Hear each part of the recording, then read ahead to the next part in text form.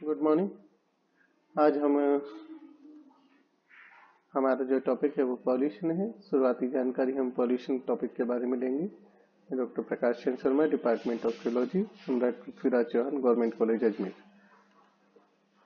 वैसे तो ये टॉपिक आप काफ़ी बार पढ़ चुके हैं, काफ़ी कुछ जानते हैं, तो लेकिन कुछ चीज़ें हैं जिनको हम थोड़ा सा क्लैरिफाई कर लें, शुरुआती जानकारी ले लें, डिटेल में फिर आगे से हम इसको डील करेंगे। तो जब हम पॉल्यूशन की बात करते हैं तो कोई भी चीज़ जो इन्वायरमेंट में हो, जो कि हेल्थ के लिए, सर्वाइवल के लिए और एक्टिविटी के लिए, तो ये यहाँ याद रखिए कि किसकी, जो इंपॉर्टेंट चीजें उन्हीं के बारे में मैं बात कर रहा हूँ। Any in the environment that is harmful to the health, survival और activity of not only human but also other organism. तो कई बार हम पॉल्यूशन की परिभाषा को केवल मानव स्वास्थ्य, मानव सर्वाइवल या एक्टिविटी तक सीमित कर लेते नहीं, ऐसा नहीं है। मानव या अन्य जीवों के लिए कोई भी चीज एनवायरनमेंट में जो कि हार्मफुल हो उनकी हेल्थ के लिए, सर्वाइवल के लिए, एक्टिविटी के लिए, तो उसे पॉल्यूशन के रूप में माना जाता है। तो पॉल्यूशन एनवायरनमेंट में दो प्रकार से प्रवेश कर सकता है, इंटर कर सकता है। वन इज नेचुरली, प्राकृतिक रूप से होने वाला पॉल्यूशन, जैसे कि वॉल्केनिक इरप्शन से हो सकता है, या विभिन्न मानवजन्य गतिविधियों के माध्यम से, थ्रू ह्यूमन एक्टिविटीज, जिसके अंदर फॉसिल फ्यूल की बर्निंग, कोल की बर्निंग है, गैसोलीन की बर्निंग है, केमिकल्स का, डिफरेंट प्रकार के जो केमिकल्स हैं उनका रिवर और ओशन में डिस्चार्ज। तो दो प्रकार से ये हो सकता है, natural as well as human activities के माध्यम से। दूसरी इंपॉर्टेंट चीज, पॉल्यूशन दो प्रकार के स्रोत से उत्पन्न हो सकता है या आ सकता है। पहला स्रोत पॉइंट सोर्स। पॉइंट सोर्स का मतलब यह है जो सिंगल सोर्स है, और सबसे इंपॉर्टेंट बात आइडेंटिफाएबल सोर्स है। तो जब कई बार हम बात करते हैं कि पॉइंट सोर्स पॉल्यूशन क्या है, नॉन पॉइंट सोर्स पॉल्यूशन क्या है। तो पॉइंट सोर्स पॉल्यूशन का मतलब ये है, जैसे मान लीजिए किसी क्षेत्र में एयर पॉल्यूशन हो रहा है और उस एयर पॉल्यूशन का कारण है किसी ईंट भट्टा, तो जो वो ईंट भट्टा है, उसकी जो चिमनी है, वो उस एयर पॉल्यूशन का सोर्स है, तो वो पॉइंट सोर्स कहलाएगा। इसी प्रकार से कहीं अगर हम ऑटोमोबाइल से निकलने वाले यानी कि वेहिकुलर जो एयर पोल्यूशन है उसकी हम बात कर रहे हैं, तो ऐसी स्थिति में जो व्हीकल का एग्जॉस्ट पाइप है दैट इज पॉइंट सोर्स, जहां से वो पॉल्यूशन निकल रहा है।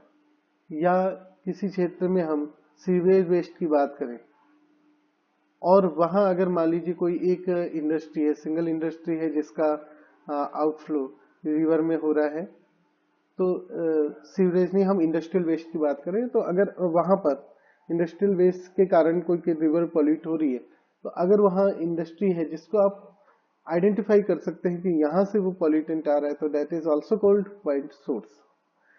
दूसरा होता है नॉन पॉइंट सोर्स पॉल्यूशन, जो एक डिस्पर्स, बिखरे हुए क्षेत्र से आता है और जहां से आप आइडेंटिफाई नहीं कर सकते कि एग्जैक्टली वो कहां से आया। लाइक जब हम सीवरेज वेस्ट की बात करते तो आप उसको आइडेंटिफाई नहीं कर सकते कि उसमें जो पॉल्यूशन आ रहा है, पॉल्यूटेंट आ रहे हैं, वो एग्जैक्टली कहां से आ रहे हैं, तो वो आइडेंटिफाइबल सोर्स नहीं है।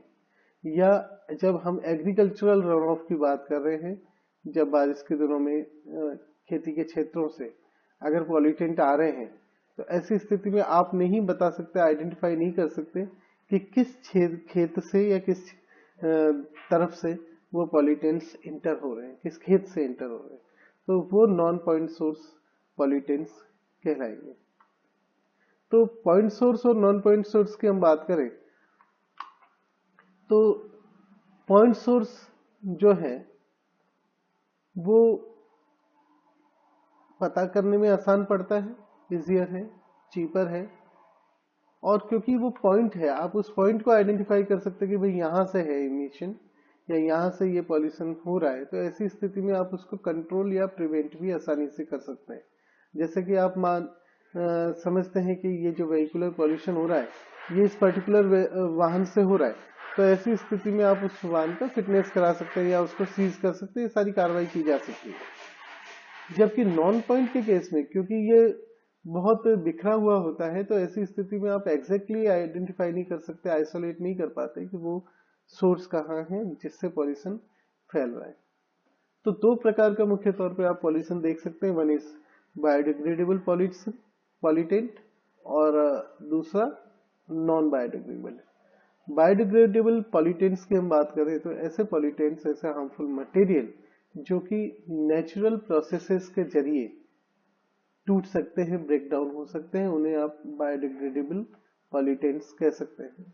जबकि नॉन बायोडिग्रेडेबल जो है या नॉन डिग्रेडेबल जो पॉल्यूटेंट्स है ये ज्यादा खतरनाक होते हैं, ये नेचुरल प्रोसेसेस के जरिए ब्रेक डाउन नहीं हो सकते। तो पॉल्यूटेंट्स से आपको तीन प्रकार के अनवांटेड इफेक्ट्स देखने को मिल सकते हैं, इंपॉर्टेंट है।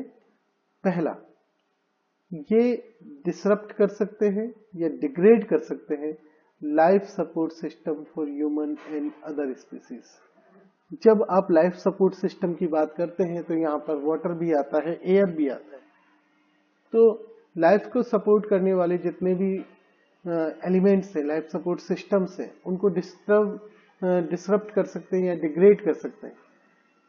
अगर हम रिवर की बात करें, उसका तापमान अगर बढ़ता है तो ऐसी स्थिति में वहां फिशेस के लिए जो लाइफ सपोर्ट सिस्टम है वो डिसरप्ट होता है। जैसे आपने देखा होगा कोस्टल आजकल आप पढ़ रहे होंगे कोरल ब्लीचिंग, हालांकि वो इससे नहीं डायरेक्टली क्लाइमेट चेंज के परिणाम स्वरूप ही इनडायरेक्ट है, लेकिन वहां आप देख रहे हैं कि 2 डिग्री अगर समुद्र का तापमान बढ़ता है तो कोरल्स जो है वो मरने लग जाते हैं। तो इस तरीके से उनका लाइफ सपोर्ट सिस्टम वहां पे खत्म हो रहा है।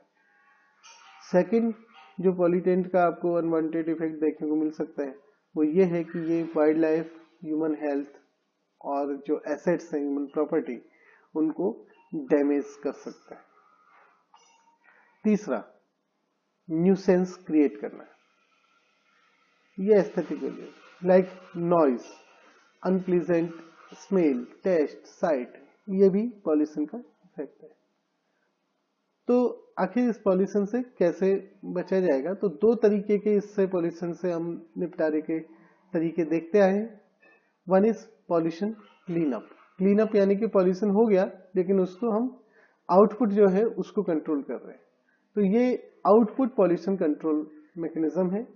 तो इसके अंतर्गत हम क्लीनिंग अप या डाइल्यूशन, दो की हम बात करते हैं।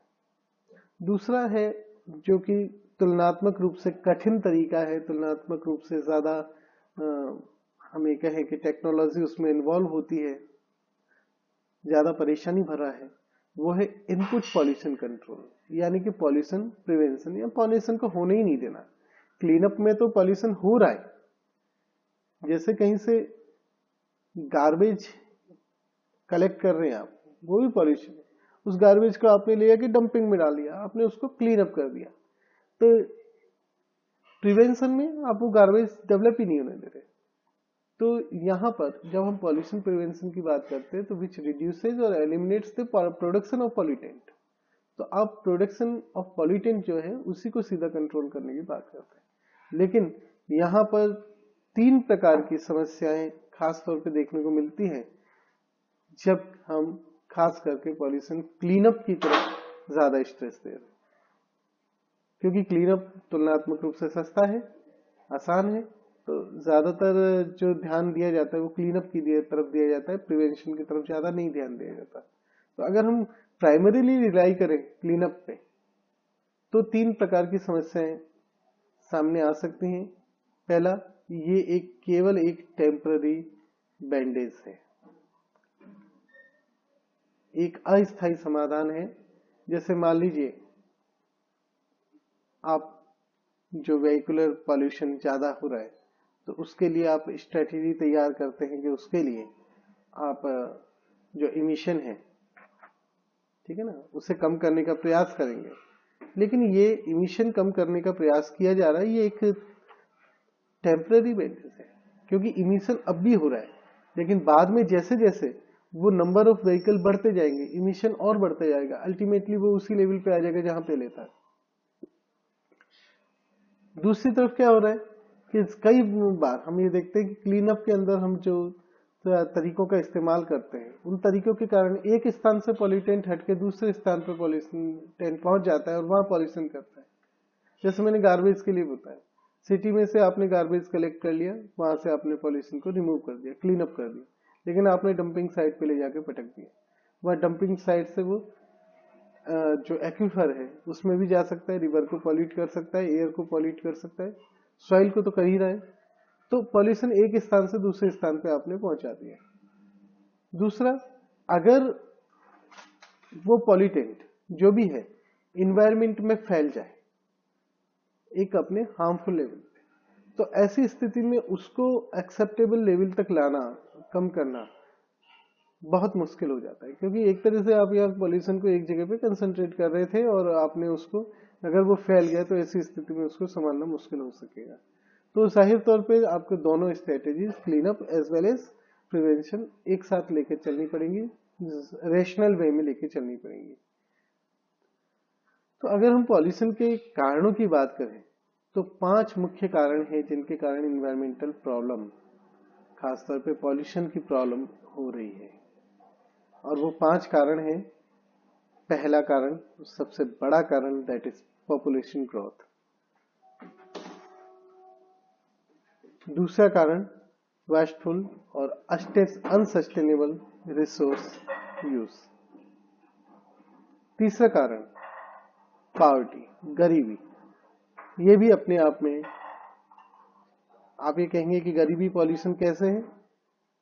गरीबी प्रिवेंट करती है इंडिविजुअल को कि वो महंगी और ऐसी सुविधाएं जो पॉल्यूशन कम पैदा कर रही हैं उनका उपयोग कर पाने के लिए, क्योंकि गरीब व्यक्ति के लिए कॉस्ट इंपॉर्टेंट होता है। ये चीजें कहीं ना कहीं उसके लिए तुलनात्मक रूप से कम हो जाती हैं। तो ऐसा माना जाता है, ऐसा कहा जाता है कि गरीबी ही पॉल्यूशन का एक कारण है।